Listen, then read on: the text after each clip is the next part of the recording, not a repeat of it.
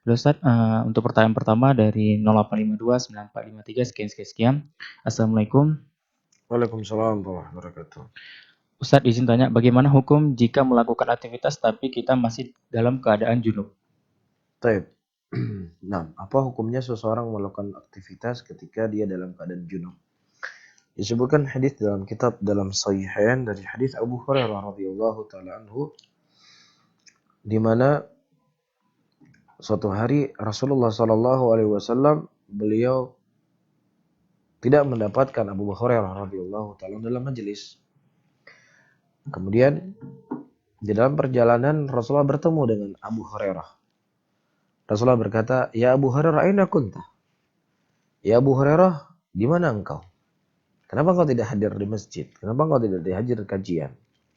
Kemudian kata Abu Hurairah, "Kuntu junuban." "Ya Rasulullah, sesungguhnya aku tadi junub.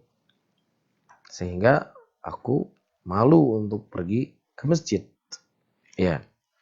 Kemudian Rasulullah mengatakan, "Subhanallah, innal mu'min la yanjus."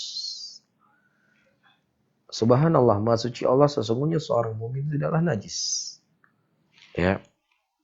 Di mana dalam hadis ini Rasulullah Shallallahu Alaihi Wasallam berkata, orang yang junub pun, ya, dia itu tidak najis, dan ketika dia tidak najis, maka boleh dia untuk beraktivitas.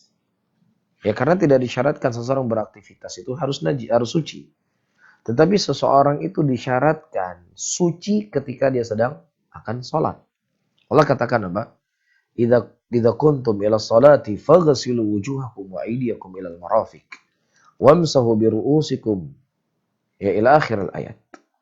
Apabila kalian hendak menunaikan salat, maka hendaknya kalian mencuci wajah-wajah kalian dan tangan-tangan kalian, kaki kalian ila akhir ayat, daripada wajah kalian dan tangan kalian, kaki kalian, dari ayat yang Allah sebutkan dalam ayat wudu.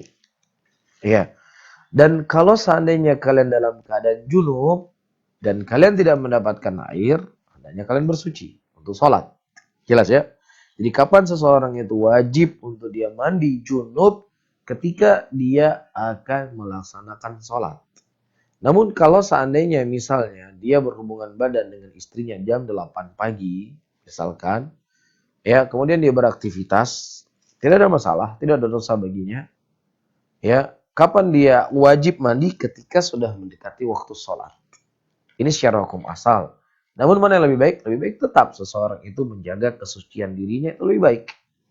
Ya, menjaga dirinya dalam suci dari hadas besar, hadas kecil, maka itu jauh lebih baik. Cuman kalau seandainya boleh atau tidak boleh, nah tidak ada masalah.